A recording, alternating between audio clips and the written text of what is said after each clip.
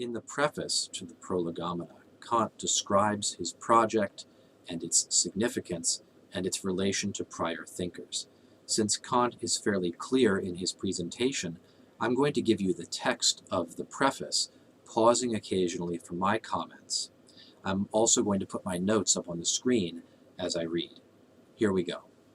These prolegomena are not for the use of pupils, but of future teachers, and even the latter should not expect that they will be serviceable for the systematic exposition of a ready-made science, but merely for the discovery of the science itself. There are scholars for whom the history of philosophy, both ancient and modern, is philosophy itself. For these, the present prolegomena are not written. They must wait till those who endeavor to draw from the fountain of reason itself have completed their work. It will then be the turn of such scholars to inform the world of what has been done. Unfortunately, nothing can be said which, in their opinion, has not been said before.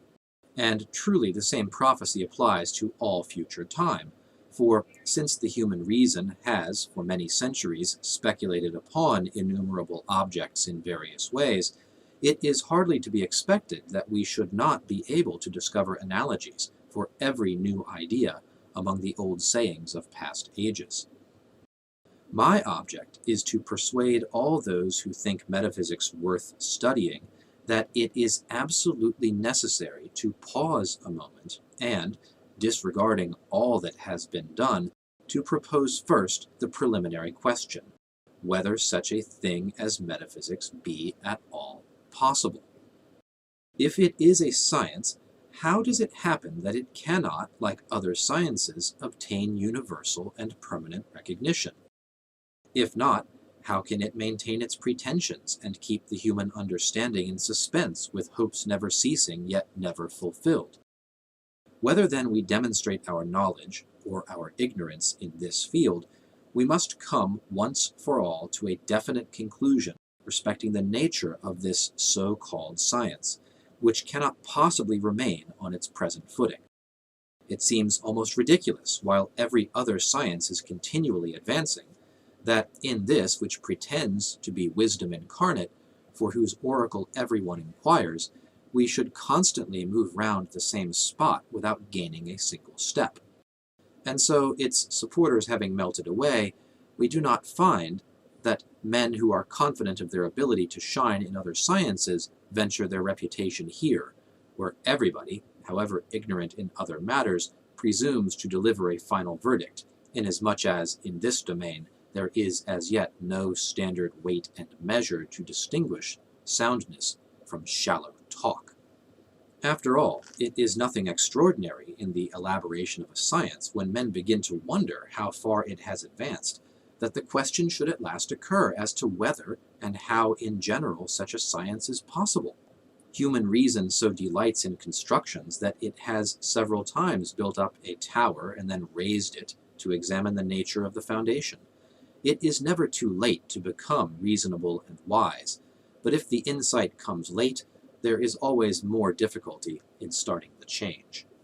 The question whether a science be possible presupposes a doubt as to its actuality, but such a doubt offends the man whose entire goods may perhaps consist in this supposed jewel.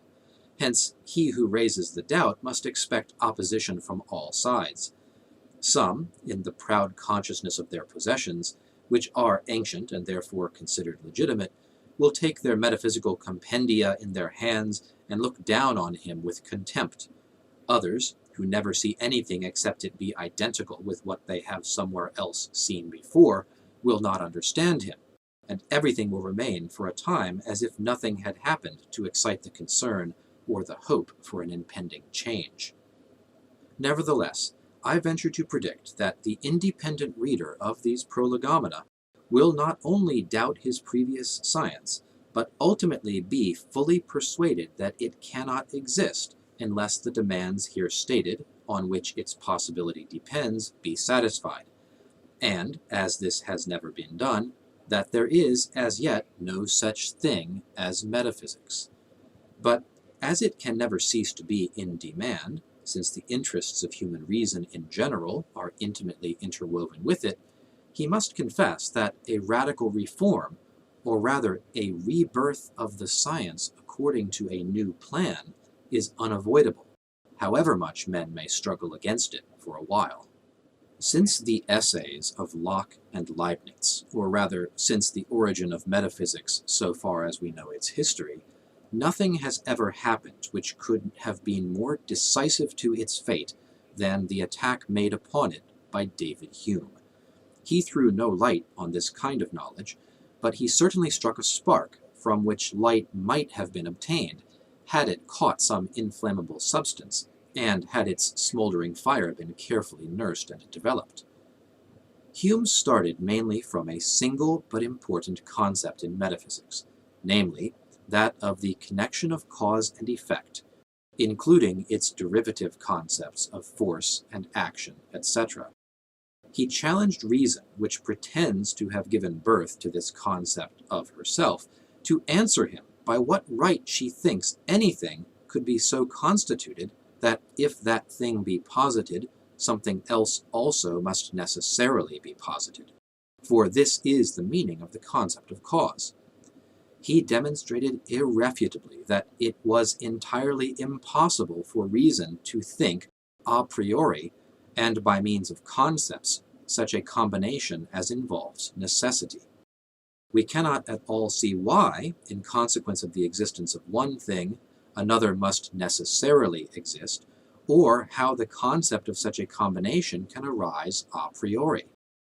Hence he inferred that reason was altogether deluded with reference to this concept, which she erroneously considered as one of her children, whenas in reality it was nothing but a bastard of imagination, impregnated by experience, which subsumed certain representations under the law of association, and mistook a subjective necessity, custom, for an objective necessity arising from insight. Hence he inferred that reason had no power to think such connections, even in general, because her concepts would then be purely fictitious, and all her pretended a priori cognitions nothing but common experiences marked with a false stamp. This is as much as to say that there is not, and cannot be, any such thing as metaphysics at all. Footnote. Nevertheless, Hume called such destructive philosophy metaphysics and attached to it great value. Metaphysics and morals, he says, are the most important branches of science. Mathematics and natural philosophy are not half so important. But the acute man merely regarded the negative use arising from the moderation of extravagant claims of speculative reason, and the complete settlement of the many endless and troublesome controversies that mislead mankind. He overlooked the positive injury which results if reason be deprived of its most important prospects, which can alone supply to the will the highest aim for all its endeavors. However hasty and mistaken Hume's conclusion may appear, it was at least founded upon investigation, and this investigation deserved the concentrated attention of the brighter spirits of his day, as well as determined efforts on their part to discover, if possible, a happier solution of the problem in the sense proposed by him, all of which would have speedily resulted in a complete reform of the science. I openly confess that my remembering David Hume was the very thing which, many years ago, first interrupted my dogmatic slumber, and gave my investigations in the field of speculative philosophy a quite new direction. I was far from following him in the conclusions to which he arrived by considering, not the whole of his problem, but a part, which by itself can give us no information.